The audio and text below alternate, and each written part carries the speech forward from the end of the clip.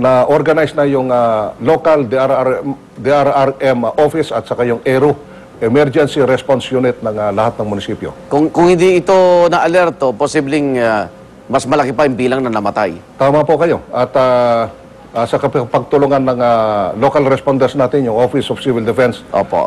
nandyan yung Coast Guard at saka yung Philippine Navy sa may Sarangani Bay. Pero kahit wala pa yung bagyo, yung Sarangani ho, tuloy ang pag-ulan at ilang kalapit na lalawigan na nagdudulot ng flash flood, Yusek. Tama po kayo dahil may low pressure area 210 kilometers southwest of Cotabato City at may habagat. Kaya 5 probinsya itong inapektuhan niya, Igan. Yung probinsya ng Bukidnon, 2 munisipyo, yung Malaybalay at saka Lantapan, North Cotabato, mismo yung capital town ng Kidapawan City, apektado. Yung Maguindanao, 2 munisipyo din, Datu Montawal at saka yung Sultan Kudarat. Yung probinsya ng Sarangani, lahat ng munisipyo ito, yung 7 na nandyan sa gilid ng dagat, at itong Maguindanao, Sultan Kudarat na probinsya, 2 munisipyo doon sa Lebak at saka Kalamansig ang inapektuhan niya, Igan. Kaya ngayon ay lahat ng tubig yan, galing sa 5 probinsya, pupunta lahat yan doon sa Ligwasan Mars. Kaya nakabantay itong OCD, Office of Civil Defense natin at local papahalaan, Autonomous Region for Muslim Mindanao, nandyan sa Cotabato City. Nadagdagan ba ho ba yung bilang na namatay o nawawala? 2 ang namatay, Igan. Isa ang still missing. Naka-rescue tayo ng alive, buhay. 40 kahapon. Landslide din to. Hindi, sa pagbabaha ito, Pagbaha nagasan naman. ng tubig galing sa bundok. So ngayon patuloy pa nakaangat yung warning doon, Yusek? Opo, patuloy pa rin. Kaya yung ating local responders at saka yung national government agencies ay nakabantay na, lalo na itong DSWD para tulungan yung local ng pamahalaan sa yung mga pagkain, food and non-food items, Igan. Opo. Maraming salamat po at magandang umaga. Maraming salamat din, Igan, at magandang umaga. Yusek Benito Ramos po, Executive Director ng NDRRMC.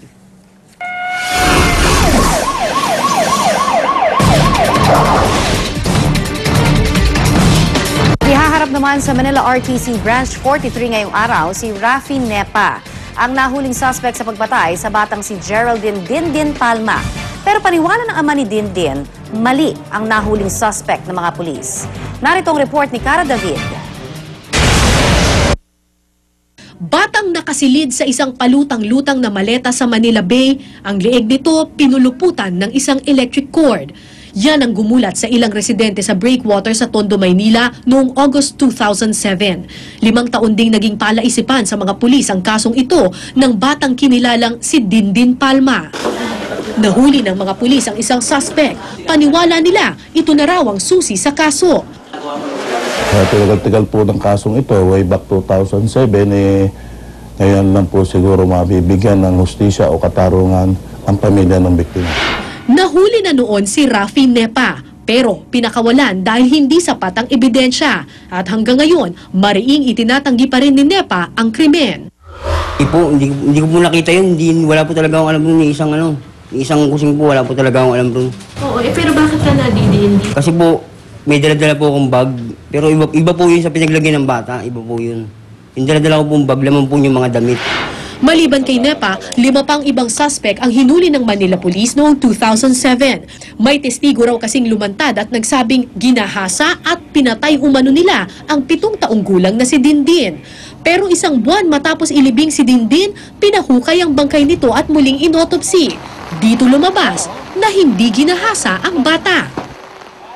Ito yung exhumation report na ginawa ng NBI noong September 2007 sa katawan ng batang si Dindin Palma. Ang sinasabi dito, ang cause of death ng bata ay strangulation. Sinakal siya gamit ng isang electric cord. Pero other than that, wala nang iba pang signs of struggle na nakita doon sa katawan ng bata. In fact, nakasulat pa dito that the hymen is short, thin, and intact.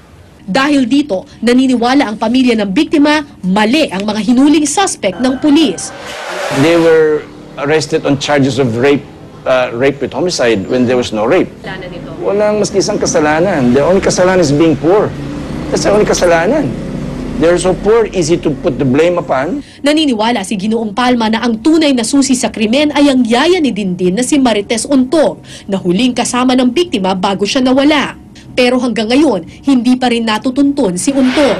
Ani Palma, ilang beses man daw hulihin ng mga pulis si NEPA, hindi raw nito maibibigay ang inaasam niyang hustisya. Usually po, kapag may nahuhuli na sinasabi ng mga pulis na ito yung kriminal, di ba? Natutuwa yung pamilya ng biktima, pero kayo po, hindi po kayo natutuwa. Una-una kasi hindi sila yon. Hindi sila yung kriminal. Yeah. No, so it's back to zero. The case hasn't advanced. Hindi case solved. Still a case unclosed. Para sa unang balita, Cara David reporting. Posibleng alitan daw sa pera ang dahilan naman ng pagpatay sa isang dating pulis at ang kanyang kaibigan sa Binyan, Laguna. Natagpuan ang dalawang biktima sa loob ng isang kotse. Narito ang report ni Julius Segovia. Sa compartment ng sarili niyang kotse, natagpo ang nakasiksik at patay na ang dating pulis na si Artemio Avellano Jr. sa matalahib na bahagi ng barangay Santo Tomas, Binyan, Laguna. Nadiscover ito matapos makita ang may umaagos na dugo mula sa compartment. Nakita na nila, naka-hazard, hindi naman nila lapitan dahil baka nga naman nasiraan lang, ganun. Pero ko actually na nakita nila talagang mayroong dugo at siguro ko hindi nagtatagal yung ganun na mareresponde na ng barangay namin. Natagpuan ding wala ng buhay sa backseat ng sasakyan ng kaibigan daw niyang si Vicencio Panganiban. Nadamay lang kasi sinama nga ni Artemio si Vicencio. Parang nadamay lang siya kasi isang sasakyan lang sila. Bagamat di nagpaunlak ng panayam, sinabi raw ng misis ng biktimang pulis sa mga investigador, isang nagngangalang-ala ng nakaalitan ng mister. Pinabenta sa kanya yung barel. So happy na kailangan daw ni Artemio ng pera, according to the wife ni Artemio. Hindi na ibalik ni Artemio yung pera, kaya nagkakaroon sila ng diskusyon na certain Alan. At sa investigasyon ng pulisya, lumalabas na di lang iisa ang may gawa ng krimen at posibleng malapit sila sa mga biktima. Natutukan ng malapit, gano'n. Tsaka kilala niya yung gumawa. Kasi para hindi ka makakalapit sa pulis kung alam na kalaban ko. Posible rin daw napatay na ang magkaibigan bago pa isilid sa loob ng kotse. Bali, ang tama ng dalawang biktima parang sa ulo. So meron yung isa sa dibdib, yung isa sa likuran. Hindi talaga bubuhayin yung ganung tama. Tuloy ang investigasyon sa krimen, lalo pat di pa rin daw tukoy ng pulisya ang mga suspect. Para sa unang balita, Julius Segovia reporting. Sa Santa Cruz, Maynila naman, isang hinihinalang hold-upper ang patay matapos umanong manlaban sa mga rumesponding pulis. Naritong report.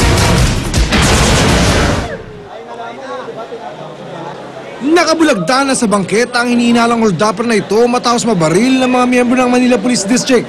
Pasado na sa 10 kagabi nang makaengkwentro niya mga pulis matapos magtangka umanong hold-upin ang isang call center agent sa Santa Cruz, Maynila. Kwento ng biktimang si Jeline Alacon na ayaw humarap sa kamera. Papasok na raw siya sa pinagtatrabahuhan ng bigla nilang umanong tutukan ng ice pick ng suspect. Pagsakal po niya sa akin, nagulat ako biglang pag ganun niya. Hinawakan ko yung kamay niya, tapos lumingon ako. Tapos sabi niya, may dala siyang ice pick. Tapos sabi niya nga, hold up. Tapos nagsisigaw na ako, hinablot niya yung bag ko, hindi niya makuha. Sasaksakin niya ako dapat, sinipa ako siya. Tiyempo naman na ilang pulis at taong bayan ang nakasaksi sa pangyayari at agad na hinabol ang tumatakas sa suspect. Tinangka pa raw manlaban ng suspect gamit ang dalang sumpak, kaya napilitan ng mga pulis na barilin ito. Inabot siya ng mga tao natin. When he was accosted, he opted to shoot it out. Kilala yan. At they are testing na madalas mang hold up yan dito. Para sa unang balita, Oscar Oida, reporting.